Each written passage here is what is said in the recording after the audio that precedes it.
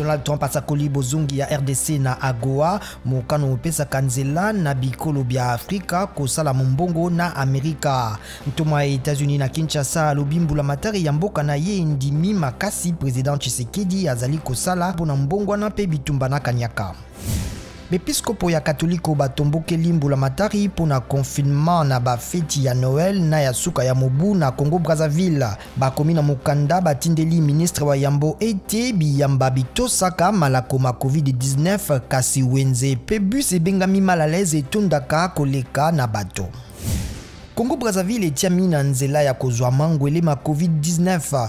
Président Denis Sassou Nguesso apesi mitindo mangwele masengeli malukama pe mapesama na bana mboka. Kaka bakambi zomi na minei ya fek nde baponaki Dieudonné Kasembo na maponami ya kobandela Conseil d'État esengaki. Bakambi bafek bazalaka kama moko na tukumisato kasi Dieudonné Kasembo alobi boponami na ye bokofungola nzela na kotosa mibeko na lisangali ya bainkita.